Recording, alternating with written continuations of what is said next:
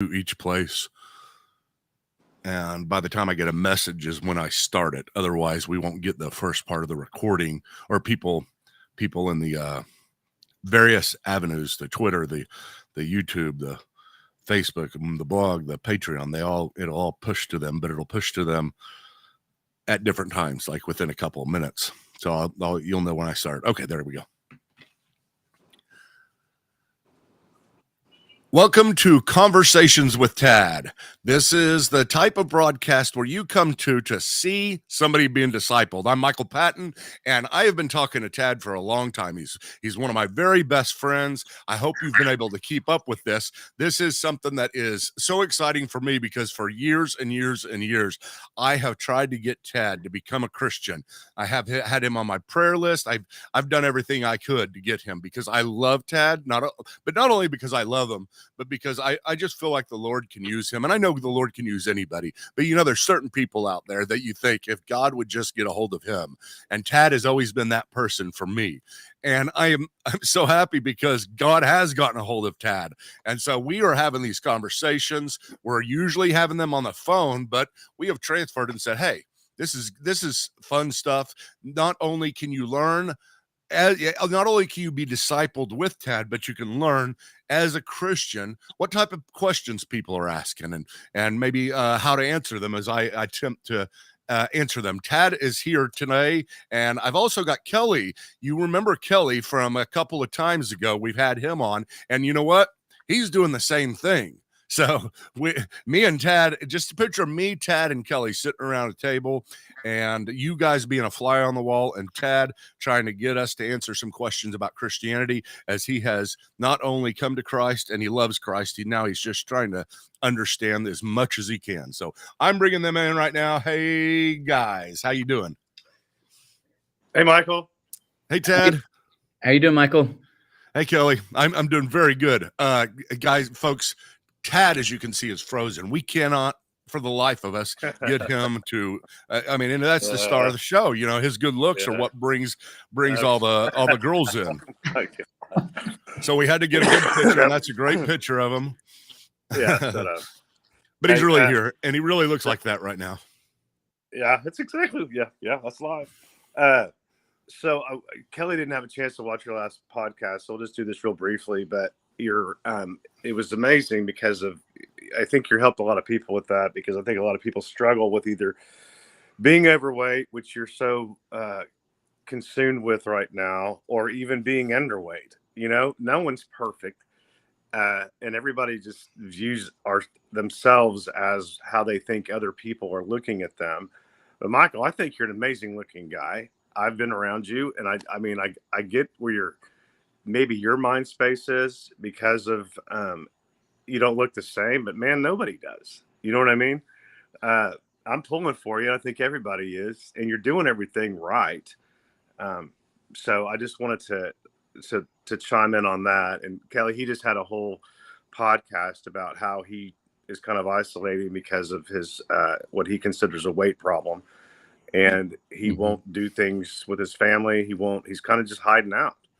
And so thank God for the Bible, because that's what he's reading a lot of and studying and doing a lot of podcasts. But that's where that was, Kelly, just so you know.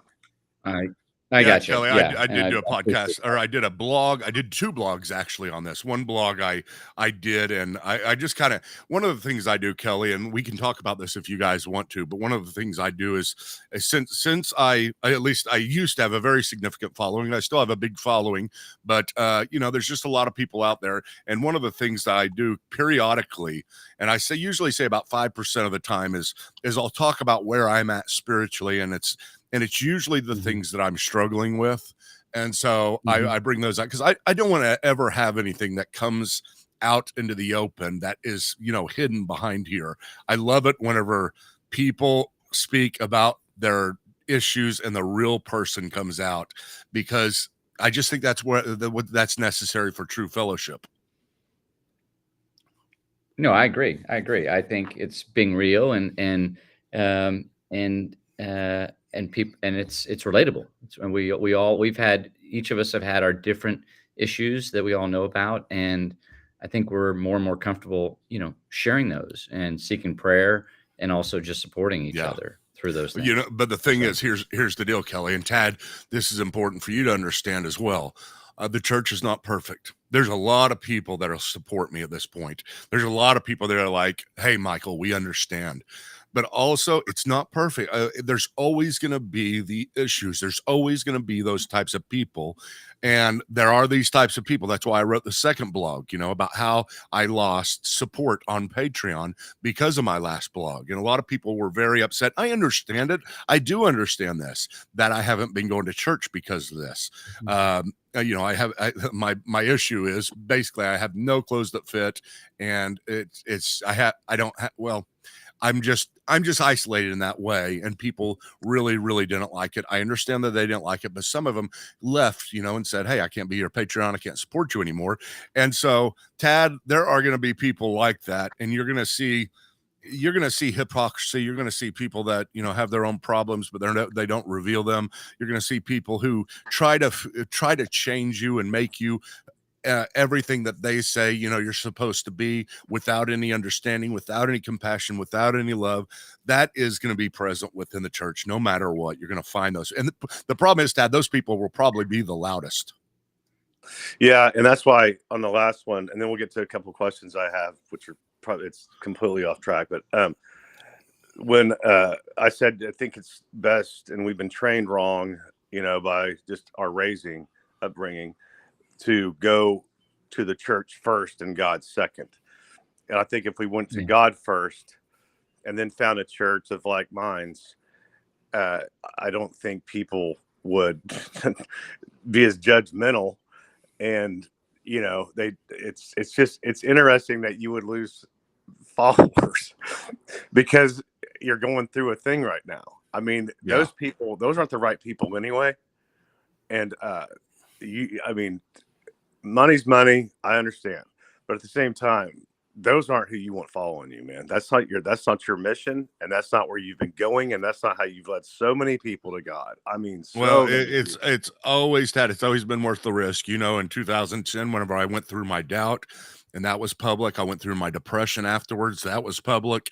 Went through my drug abuse, doubt, depression, drug abuse, all the D's within the last 10 years. But I went through the drug abuse. That was public. And I did lose people on all of these places. But I also gained other people. And I think the gaining of it, has to do with me being upfront with it. There was never any hiding in this stuff, because I can't hide stuff. Once I start hiding, I will hide everything, and I will manipulate people's thoughts of me the way that I want it to be. And then I won't be able to change and become better. And so I've got to get my problems out front very quickly. So I want to say I'm very proud of you for coming up, or for just being up front with everyone and what's been going on with you. That took balls, man. And I'm just proud of you. I'm proud that I've got a friend like you, man.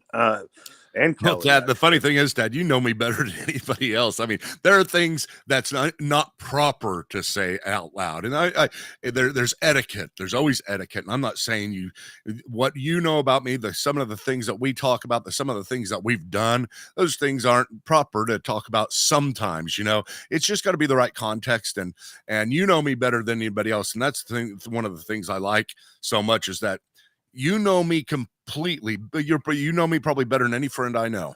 And you still say that stuff. So that's encouraging. I'm just proud of you, man. And I'm proud of Kelly. I mean, Kelly I'm so proud that Kelly is my friend, and what he has done, just as far as the Lord, and just seeing, here's what Kelly has done for me. And then we'll get to these questions, because I want to talk about the Old Testament, and I want to talk about what's more important, the old or new. But I want to talk about Kelly real quick. He has been so consistent with his beliefs, and I've seen him not ever kind of veer off the path. Even when I was, a couple of years ago, just really kind of lost, he would always talk about God. He'd pray for me. He's just been so like consistent. And to me, that's a leader, clearly. But at the same time, it's like, man, this is who I want to be like. I mean, he's somebody that I want to grow up to be like Kelly, and I mean that. Thanks, man. but he's too small right now on my phone. I can just see Michael's big head, and then Kelly. Just get me out of it so I can see you good. There's oh wait, I can change it a little bit. Let's see here. You want me to do this? Yeah. Yeah. Yeah. Perfect. Okay. Good. Okay. Yeah. Ted- I can see Kelly's smiling face. Ted, But- thank you. Thank you for that. Obviously, Michael and I are really proud of you. And this podcast is really about your journey. It's fun to be a part of it, as you've been a part of mine and you've been a part of Michael's. And it's a privilege for me to kind of be here with you all. I've been praying for this podcast from you and Michael, and watching them, listening to them. So it's a blessing. And yet I was talking, Michael, yesterday to someone, I'm trying to remember about your walk with God, and how in Scripture Jesus says that you'll be persecuted for your faith. So it doesn't say that it's going to be an easy walk. He says, I think, strangers in a strange land, something to that effect. And that's, we have to remind ourselves of that the journey is never done. It's relationship, but Satan's going to come after those. Paul even said he wasn't that far on the journey, or he hadn't made it. He hadn't attained perfection. Mm-hmm. So that's good. Exactly. Well, thanks, Kelly. All right, Tad, did you leave us? I just got some elementary questions once again. Okay. But like, who wrote the Old Testament? Who wrote the Old Testament? Okay. Well, let's think of it this way, Tad. Let's kind of think of it not in the way that we have developed it within the Christian faith, but let's go all the way back and try to understand what's going on here. Huh? It's that's a loaded question. I mean, I think Michael could say that is there are debates about it. It's it is God inspired, God breathed, but there are certain debates about the actual author or authors versus the New Testament. But Michael can shed more light on that. It's a good question. It's a really good question. Oh yeah, I mean, gosh, not only the New Testament too. There's debates about. I mean, it's what we're dealing with is a grouping of religious code and religious history. So just think of Moses coming down from the mountain, and he has the 10 Commandments, right? How did that make it into the Bible? Who decided for that to become part of the Bible? We call it the canon of Scripture. Whenever you're talking about it, the canon, the rule, the canon of Scripture is basically the books that belong in the Bible. Whenever Moses came down from the mountain, how did they get that to be inspired? What did they have a committee afterwards? Did they say, "Hey, let's get together and figure out whether this can belong in the Bible"? No, not at all. It was just automatically. It was an organic thing. Whenever people were writing religious texts in the Jewish community of the day, it just became part of the religious text that they used. Now, by the time of Jesus' time, you had probably let's see here. You had at least 30 different or 25 different authors of the Old Testament. So the Old Testament is written by a variety of people, which is one of the amazing things about it, Tad. You need to know that, because here we have a book that's written over 1,500 years. You have over 40 total different authors. You have 3 different continents. You have 3 different languages, Greek, Hebrew, and Aramaic, a little bit of Aramaic, but 3 different languages, different cultures, different times. Yet you read through it and you see this one theme, and you say there is no way that all of these people could just pull these books together from different authors, different times, different places, and have this theme that is building and building throughout the Old Testament about this guy that's coming, this Christ, this Messiah who is coming, and he's going to be the one who fulfills the very third chapter of Genesis. Only 3 chapters into the Bible, God said, there shall be your seed who comes and crushes the serpent's head, although you will bruise his heel. And people were waiting for, what did that mean? They didn't know. But by the time that Christ came, here we have Christ looking back on this religious text that they called the law and the prophets, the law, the prophets, and the writings. That's the threefold division that they would have at the time of Christ. But they were already all accepted, and they were written by many different people, and Christ believed. The reason why I believe the Old Testament is because Christ did. And whenever he talks about it authoritatively. So therefore, that settles it for me. As long as Christ did it, it has a domino effect, and it is authoritative. What do you think of that? Which would you can? Well, I mean, I asked the question, so I get a long answer, but it was a. What do you think about that, Kelly?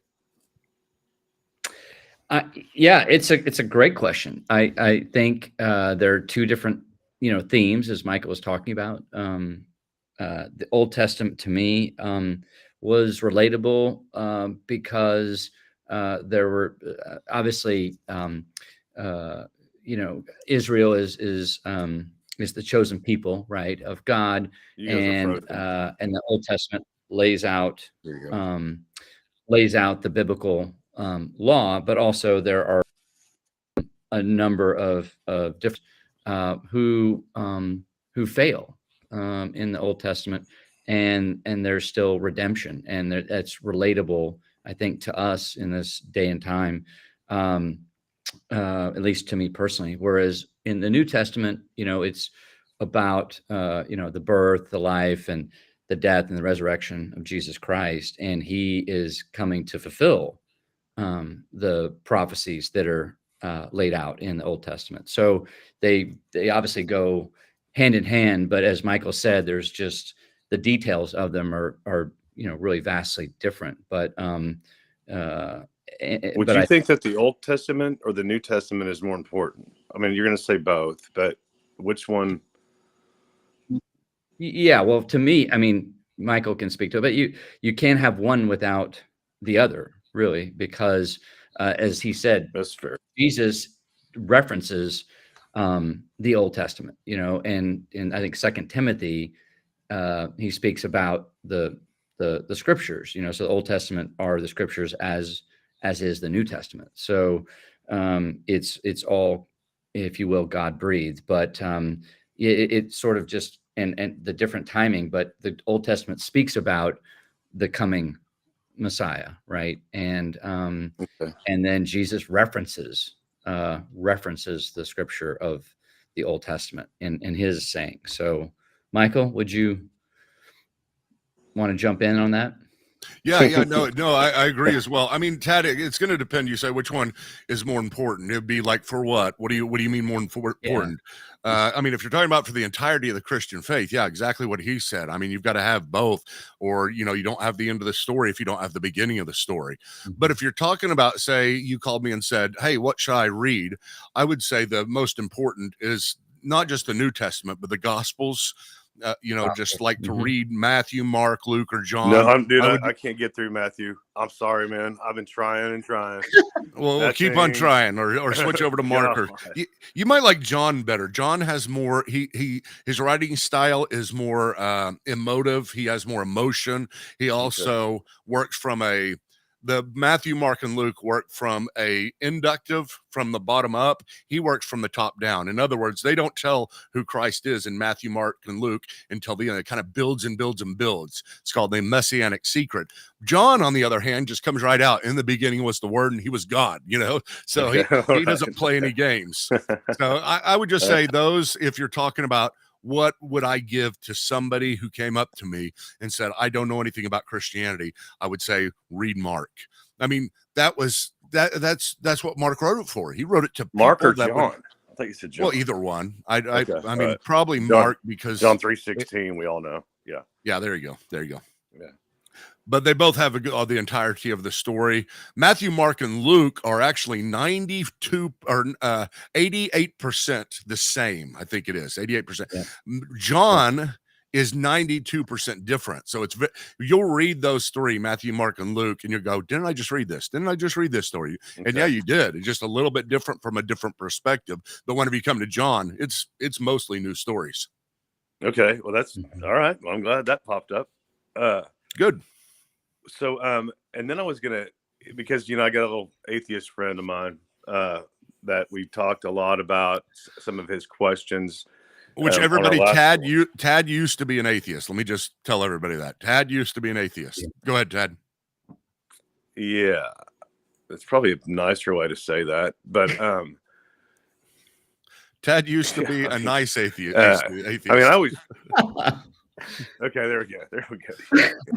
Yeah, I was the nicest atheist you've ever met in your life. You were nice. You are nice. Okay. Yeah, but I wouldn't. I mean, atheist is such a strong word. All right, agnostic. That might be better. Anyway, right? Yeah. Sure. Okay. Perfect. But what I asked you this earlier, but what was the question, Michael? I can't remember. I can't check it out now. It was about all the killing of women and children that God did, that atheists believe, or something like that. All right, let me ask you this: are you talking about the problem of the Old Testament with regard to slavery, seeming to accept slavery, the way that women were treated, and also there's another thing that's related but further away, and that the genocide that God commanded for Israel to have on the Canaanites? Ooh. Are those it? The Canaanites. The Canaanites? Well, I don't know which one, dude. You tell me. No. I mean, here's what I would say. I'd say the Canaanite is that issue with the genocide of the Canaanites is probably the second biggest issue in apologetics today. Meaning that at all the conferences, apologetics conferences, defending the faith conferences, that's what apologetics means. I know I tell you that every time, but I just want to make sure. One of these days you're just going to go, I know what apologetics means, but until then, I'm going to keep on saying that. Yeah, keep saying. Yeah. But it would be the second biggest issue. The biggest issue is the problem of evil in general. That's what people are asking today. But the second biggest issue is the genocide of the Canaanites. And that's not necessarily, I mean, it's not an easy thing to deal with. I mean, there's a few ways I could go about it. And I could start off by saying, hey, listen, if he's God and he tells them to destroy all of these people, men, women, and children, that's another big problem. Animals too. So there's a few texts that just says wipe them all out completely. Don't let anything that breathes. I'm going to go too long. I don't want to go too long, so I'm just going to go quick. All right. I get into you get all excited. Yeah. I love that you guys can't see me because you don't know if I'm flipping you off or not right now. Just text me if you are. No, I'm not. But you don't know. So, you've got one side that would just basically say this: it's God. Even though we can't do that, he knows what's going on better than anybody. Therefore, he can make decisions such as that complete genocide because he knows the greater good that it's going to bring about, which we don't. And there are some things, the secret things, that belong to the Lord, right? That's kind of one position. Another position, which is that of Paul Copan, the most popular one in the evangelical church today, the guy who wrote Is God a Moral Monster? Very good book. I mean, very, very, it's people all over are reading this book. But he says that is God a moral monster? Wow. Okay. So that's all he's dealing with is the genocide of the Canaanites. And his argument is that it is not euphemistic, but it was a saying of the day that whenever they had said, don't let anything breathe, that everybody knew that just meant destroy them. But that didn't mean actually not let anybody breathe. And he brings in a lot of evidence, about that, and shows how other nations and the Bible, there's still Canaanites left afterwards. They're living among the Israelites. So therefore, it could not have meant this. I don't think he's right because there's certain passages that say you didn't kill every one of them, and to Saul, and he gets in big trouble for that. But I don't think that's right, but that's another way. My view is the most weird view, and I'm just going to say it real quick, try to get it in one sentence, and you can do with it whatever you want, and listeners are going to do with it whatever they want, but there's a lot more to it, and I can't get into that today. But I do believe that the Nephilim had corrupted all of the Canaanites, and their bloodline was corrupted, even down to the animals. And I do have evidence for this, that from other cultures and from other religious texts, such as the Book of Enoch. But I think that God was doing this. I think I know the reason, and I think it was because there was a corrupted bloodline within the human race, and he wanted to get rid of it completely. Everything that breathed had to go, and it didn't get rid of it in the flood because some angels still did what they did before. So what are you thinking? I don't know what you're doing. You're probably just all I can give you, Tad, at this point. I love that you can't see me. I love you can't see me. I love it. I've got to give you guys the three options, because I cannot say this is it. There's too many good people that believe in all three, and none of us are perfect, and we do the best we can to answer hard questions like that, but they are very answerable. It's just which position. I take number 3. I do believe there was a bloodline issue. I like that one too, and because you said it, that means I believe it. So, when Tad, you were asking, I believe, with me about the Battle of Jericho. So about that was my next about question. that. The first, tell me, what do you think about battle of Israel and the Canaanites? But it's a classic story with obviously the trumpets and walking around the walls and then being able to pillage. But that's kind of that's the start of it for sure. One of the things, Tad, talking about women and slavery, which is all related. Okay, let's just say all this stuff is related, how God works with people. So is Jericho part of this? Yeah, it's part of the conquest. Can you hear me? Yeah, I can hear you. Can you hear me, Tad? Yeah, you guys were just kind of freezing out. Yeah. Oh, okay. Hello. Okay, good. I got you. Okay, yeah, all of it. So the Jericho is part of this other. Yeah, Jericho is part of the conquest, them taking over all of the land of Canaan and eventually wiping out all the Canaanites and the Amorites and all. How do you picture that looking? How do you, like, in your mind, in your mind's eye? What do you imagine? Because I know how you. I like for you to paint a picture for me real quick, because this is blowing my mind, honestly. Now, which part is blowing your mind? What do you mean? Hello? Well, Tad? when Kelly just said with the horns and all that stuff, I don't know anything about that. Yeah. Yeah. Are you asking me how do I picture it? So Kelly just said, well, I'm asking Kelly, and I also want to ask you. Okay. It has, I mean, I'm not a historian, of course, but it does, I mean, Canaan significance, and, from what I remember, is thought to be one of the earliest civilizations. And so as Michael mentioned, that's just sort of having the Israelites and being at one with God, and then him commanding them of how to defeat Canaan with their walls and going around, I think, 7 times or I just put Kelly on the worst spot ever. I should have. So, I mean, it's a visual thing you can think about, which is hard to understand, but it's, Kelly, it's whenever I think about it, I see I don't know what position you hold to, but remember how tall the walls were. I mean, they were massive walls. Yeah. And also before they went to it, remember what all the guys said that way they looked like in the sight of those guys? Remember they said, we look like grasshoppers in their sight. Yeah. And so they basically said they were giant. So honestly, Tad, I picture it within what I was talking about earlier. This is going to sound weird. You don't have to hold to this. There's nothing bad about not holding to this. I mean, most people don't. I mean, but there's a lot of good people that do too. But I think they were the walls were giant, the people were giants, Mhm. and you know, it was very much like you see in a lot of fables. You know, all these people that came, all the cultures, all the civilizations everywhere have these giants, and they all came from somewhere. And so I picture it within the context of what I was talking about earlier. They were going literally to wipe out giants. Mhm. Mhm. What do you think about that, Kelly? Yeah. Wow. Okay. Huh.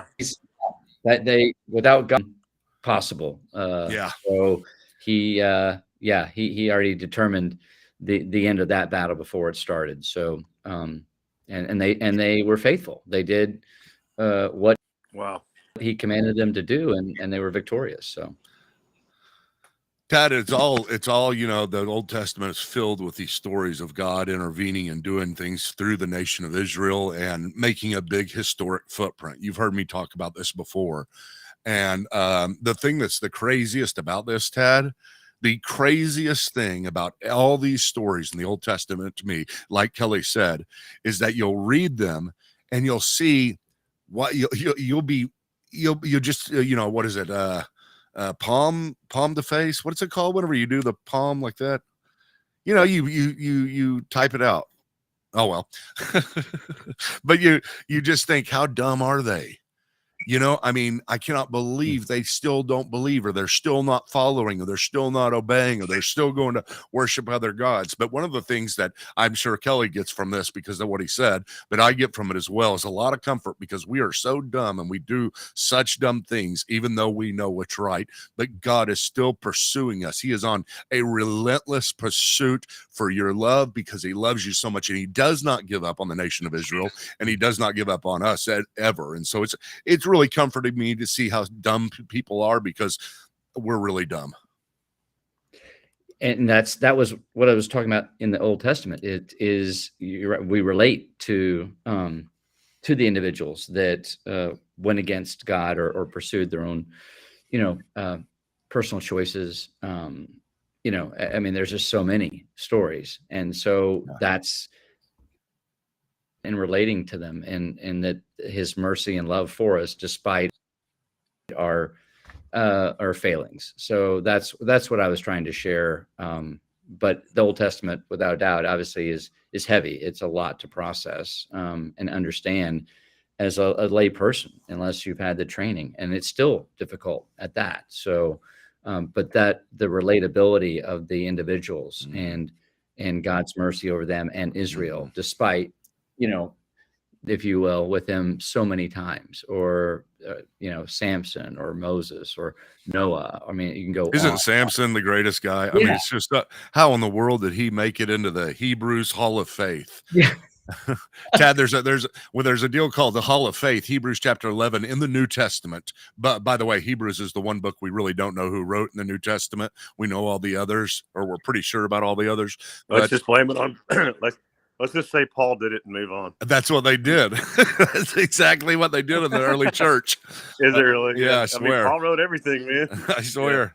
But there's one passage in Hebrews 11 that there's this big hall of faith, these examples, these towering examples of great people to follow, and Samson makes it in. If you read the book of Judges and you see Samson, you're like, how in the world did this guy ever make it in to the hall of faith? And if he can make it in, then we all have a chance, Right. because he was not a good guy. I mean, he's selfish and conceited and just Arrogant. a temper like crazy.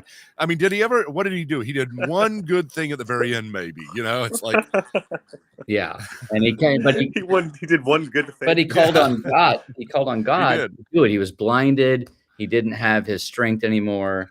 And the funny thing is, what was it about? It was about revenge. Yeah. So he called on God to fulfill his revenge, but he made it in. And yeah, it stepped up for him. So yeah, it's pretty amazing story. But anyway, that's I actually just got encouraged right now because of that story again. I'm like, all right, I got a chance again. See, that's why you got to have Kelly, man. That's Everybody right. needs a That's Kelly. right. No, anyway, it's good discussion. Good discussion about it. Yeah, that's really all I got. Next time I want to talk about jealousy. About in the jealousy? Bible. Okay. And well, yeah, because I'm probably the most jealous person on the planet of every single thing. And then they have that in the Bible. God talks about jealousy, and I just think that you're going to make fun of me a lot, so I'm prepared for that. I'm going to listen to some I'm gonna gin. make fun of you I'm going to too. listen to some gin blossoms. Just Gin Blossom. Yeah. Yeah. Hey, jealousy. Yeah. But Kelly, it's such an honor to have you on here, man. And his Thank new you. nickname's the Walrus. Inviting me. His new nickname's the Walrus, by the way. All right. The walrus. I'm not going to tell you why. I'm the Eggman. That's another session, Michael. That was an an inside joke with Tad and me about my recent. All right. Well, he just drove a U-Haul. He just drove a U-Haul 2,000 miles, and it had a big walrus on the side. oh well. The purple one. Yeah, I'm not gonna live it now. Anyway. No, you never, ever. All right. Well, I love you, Kelly. Love you, Tad. Kelly, thanks for being I on. love you, Michael. Tad, love you too. We will. Michael, thank you. Yeah, you bet. Thanks for being on and Hey, sitting around this just table with me. Yeah, one quick thing. Just a little shout out for my friend. Today is the anniversary of his passing. So he my dear friend in Oklahoma City. So he's been heavy on my heart, heavy on a lot of people's hearts today, and we're gonna have a little joint memory of him today. But I just want him up in prayer. I've been thinking about him, and he's hearing us and looking down on us. So just my prayers for Al. And I cannot believe what an ass I am for. I mean, we just talked about this yesterday, and for some reason, I thought it was Friday. Mm-hmm. I cannot believe that was a year ago. Yeah. Yeah. Anyway. God, man. Yeah, I'm sorry, Kelly. Oh my God. No. It was our friend. It was our friend Ashley, Michael. That we. Yeah. About. I know. We talked about him a couple times ago. Yeah. Well, thanks for bringing him up, bro. But oh my God. Huh. You called me probably right at this time 1 year ago. I did. Yep. Yeah. It was, and we were all interconnected. But anyway, just prayers for our brother Ashley, and blessings to both of you. And good discussion, Michael. Thank you. And Tad, thank you for having me. Appreciate it, guys. All right. Yeah. All right. I'll talk to you in a little bit. Okay, guys. Thanks so much for joining us for this this new podcast that we have. I know that it's showing up in the traditional Credo House forums, the various places around you're getting it, but we are in the process of setting this up as its own podcast, Conversations with Tad, and we'll just keep you updated on what's going on with that. We really do appreciate you joining us and listening to this discipleship. It's new to us to do it live. So please bear with us as we try to do it live. And I mean, my main goal is, as I've told Tad, I said, I don't really care that much about, using this as something that we make public as much as I do care about keeping the discipleship going with you. It's very true. And if I felt like this hindered in any sense this true discipleship that's going on with Tad, if I felt like in any sense I wasn't being myself anymore, Tad wasn't being himself anymore, then I would say, well, it's really not worth it. It's not going in the right direction. So as long as we keep on doing this, as long as you keep on seeing it, at least I think it is going well. And I think we'll get better and better at least presenting in a way that benefits everybody. But we're always going to get the banter, me and Tad. I mean, otherwise it wouldn't be a real conversation. And like I said, we've been friends for too long. We've got too many stories, and we're going to have to throw them in here and there. But I do thank you very much for sticking around and listening to this. And we hope to catch you next time.